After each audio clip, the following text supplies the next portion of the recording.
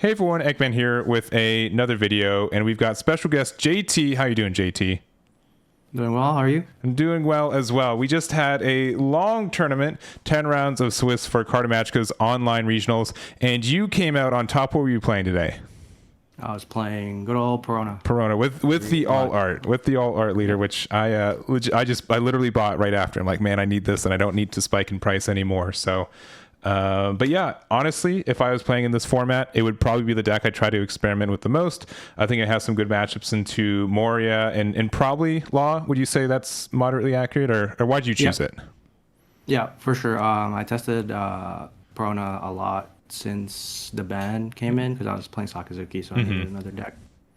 The last 2 weeks just been grinding in the ranked sim, OP bounty. I think that really helped me a lot. Yeah, and I was able to really know what I needed to face and Moria, and my deck is very teched into RP Law as well, but I didn't face any today. Oh, interesting. I faced 6 Morias. Wow. Yeah. Wow. Yeah, because we were 10 rounds, 6 Morias, and which I definitely the good choice from there.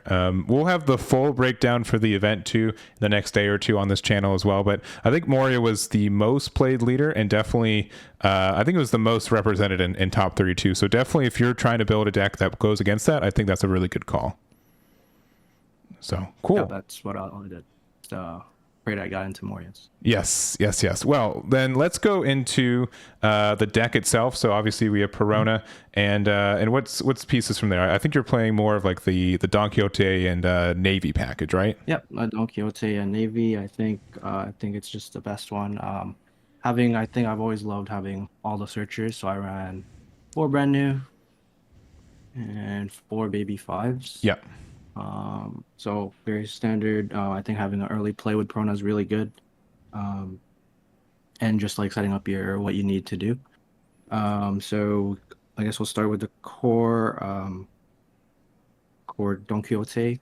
Sure. So 4 Rosinantes. I think it's just really good, double searchable. Yeah, it's just amazing. Because it's Navy and Rosinante, and I also we'll probably talk about it later. You can play it off Moria, and if it can still like block a rested card if it's rested too.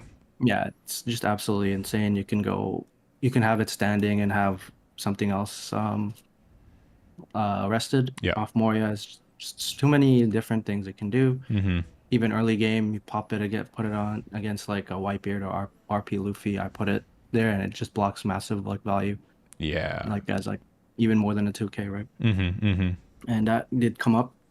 I faced the RP Luffy. So again, another double searchable card. Yeah. The Virgo. From the finals, it did massive work. Yeah, it did. Yeah. Yeah. I've probably played this card maybe one time. But it won you the event, right? So it won me the event. So I mean, I'll forever love this card now. Yes, for sure. I caught it when EB01 came out in Sakazuki, and now I'm playing it again. So yeah, double searchable is just absolutely insane. 2K double searchable, nothing else you could ask for. Yeah, exactly. And again, the last, I guess the big boss monster. Yes. This is why I think you have one of the strongest late games in the game. It allows you to just go for those crazy value plays, and then also race your opponent. Unluckily, I didn't get any. I didn't get a single Dofi in the finals, but I was able to ground it out. But I think it would have been much easier if I just got even one. Yeah, but I think the Ernesto's a super good player, and I think he recognized that coming down, and he played around it, and you got weirdly free value from it too, which is just the card existing gets you value for sure. Yeah, and I think that's why the Moria matchup is just much better for you if it goes later. So I think the Moria really needs to be a little bit aggressive, put a lot of pressure on you, because you're playing 4 Morias and 4 Dofis. Yes. And their top end is only 4 Moria. So it's just simple math that you're going to have stronger late game. Yeah, for sure. Are you playing any of the zero cost events either? Or and that's the last 2. Oh, gotcha. Okay. So, just a zero cost event. Super good with the next card with Ryuma. Sure. You always just want Ryuma in the trash. Sometimes you would elect not playing him on 4 just so you could use him off Moria if you know what's coming. Mm-hmm. So Mm-hmm. I think that's something that a lot of Perona players could like. I don't see a lot of people doing that. They just hard play it if they get like immediate value. But if you're killing like a hogback, it's not really like the greatest. Mm-hmm. So yeah, if you'd rather play like the admirals, Sure. which I'm running, segue into three blocker Borsellino is just massive work against Moria. You know what Mm-hmm. it does, unkillable, and it just can get a lot of swings, give you an extra life against Moria, Yeah. not playing Brook. Yeah. And of course, then if they play around the The Ryuma play. Ryuma, Yeah. if you attack into a character, they play around it by letting it die. Just punish them with a Kuzan is just massive value. Yeah, and I think you mentioned it too, like, because you're used to being a Sakazuki player, right? And so putting a card into your trash is trivial, right? You can always just do it for free, but saving Ryuma for yeah, I think we're going to talk about the 6-drop Sakazuki or Sabo. Yeah, putting it in there so you get a good play off your Moria 8-drop is key, I think, too. Yep. Okay, on to the other Navy card. So I'm running 3 extra. Yeah. I think just the extender of Ryuma. So again, that's why you want Ryuma in the trash, because you have so many copies. So this is just if you really need to KO something. It comes up, it's searchable, it's a 1k counter. I did consider 2, but I think 5 was perfect. Yeah. Just to have it. And so we'll go to our 2Ks. I'll go to Shigi, extra 2k, and sometimes you could use it off Moria against like Black Yellow Luffy. Sure. When you have it on, you could use it the next turn to minus cost their Sabo and rest it, and then you could go Dofi, rest everything. Yes. Yeah. It's interesting play with that, but mostly just a 2k. Also, if you have nothing to play. And then also, of course, the best 2k Navy, -2 cost. And it's just Yeah, on every. And you kind of mentioned it too. Being able to get cost reduction is key for Perona, because you can make their Sabo cost 3, and then you can rest it for free. And no doubt, like, and I think we saw in some of your matches, people just don't, like, they say, "Oh, I play a blocker, I'm fine," and then Perona's like, "Sure, all right, well, I rest that blocker, and then I'll continue my play as usual." Yeah, that's what I love about Perona. Sometimes she has these unexpected lethals, or especially if they haven't played against a lot. I think that's one of the main things I got like in the tournament. Everyone is like, "Oh, I don't know how to play in this matchup," and I think, like, it's good for me. And the last 2 is, I would call the last 2 is mostly RP law attack. Yeah.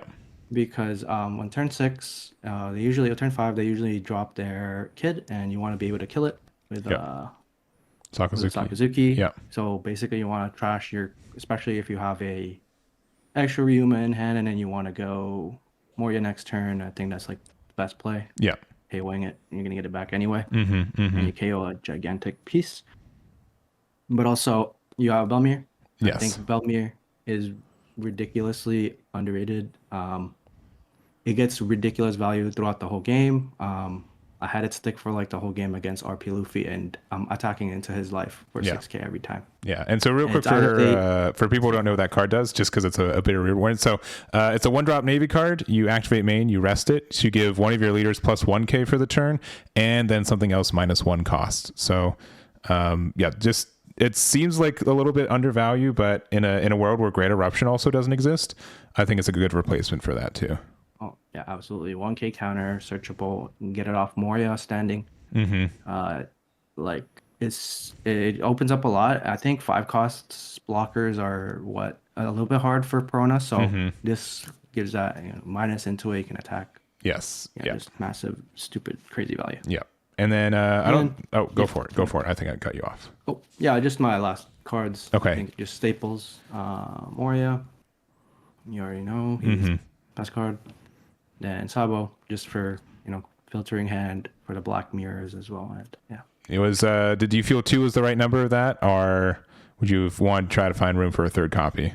I'll never run less than 2 because I know that there's like an Enel or a Katakuri out there, and this guy has saved me too many times not to do that. Yes. Yeah. So I think 2 minimum's good.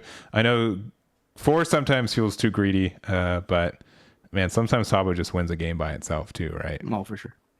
So, well, that's the entire deck list, and if you guys didn't catch all that, I'll have a link to it in the description too, to check it out. But you said you played 10 games, 6 of them are Moria, which I think again is your advantage why you played the deck. And then what were your other 4? Yeah, so I faced an L, Whitebeard, RP Luffy, and Black Yellow Luffy. Gotcha. So a good spread from there. Which one of those would you say was maybe the hard one? Like what were you not wanting to play into this event with this deck? So yeah, from just testing, I'm like, I don't think I've beaten a Katakuri. Okay, sure. And Sakazuki has always been the toughest matchup. So for Perona, so I think having those 2 out is like perfect. Nobody's playing Katakuri because of RP loss, so it's just I was just praying for no Katakuri, and I think I had a decent chance against everything. Yeah, because definitely Sakazuki, and I kind of, one commentator made the thing like Perona's just kind of like an in between of Gecko Moria and Sakazuki. So when Sakazuki's gone, it can kind of fill up that space that it left, which I think is really neat. And I think you're right. Like Reject was like one of the cards that Katakuri needed to finish with. It wasn't the biggest hit for the deck, but the matchup into Red Purple Law being so terrible, I think hurt the deck a lot too. Yeah. So cool. Do you have any plans on playing Perona into OP07? I know a lot of people are doing more of like the Wano build, but honestly, it sounds like the Navy and Donquixote family are, I don't know, like Green and Black have like a lot of like cross synergies that I think are possible. Yeah, for sure. I'll definitely try out the Samurai build for sure. But yeah, we'll see what happens. See how it shakes out. Yeah, for sure. Because that starts today, right? This is the last weekend of everything. So, but what a way to go out with it, and I think it's a really big accomplishment. Any shout outs though before we close it out? Oh yeah, I have a lot. I have a decent amount, but like shout out to first of all Jonas. My coach with Sakazuki. I think he laid a foundation a lot. Jonas, the world champion. And I mean, sorry, sponsored Eggman events player too. So perfect. Yeah. And Ethan Stingy, he was also a coach. He's a local in Toronto. Yeah, I think he placed X1. Yeah. And the cross Discord. I think that's like really good. I think all of the good players are there. So if you want to get good testing in there, and a couple of European players, Horvoye and Christian, and their Patreon's really good too. And yeah, all the people at my locals, CRL, you know you are. Okay, nice. Well, I'm really happy to. It's definitely a community a lot of the time too. When someone wins, the community wins kind of thing too. So I think that's really cool. So, well, thank you, JT. I really do appreciate it. Congrats again for putting Perona on the map for this format, as short-lived as it is. And I look forward to seeing you top in OP07 as well. Thank you. All right, well, guys, thank you very much again. We'll have the rest of the results for this event out in probably the next 24 hours or so. And appreciate JT for stopping by, and we'll catch you all next time.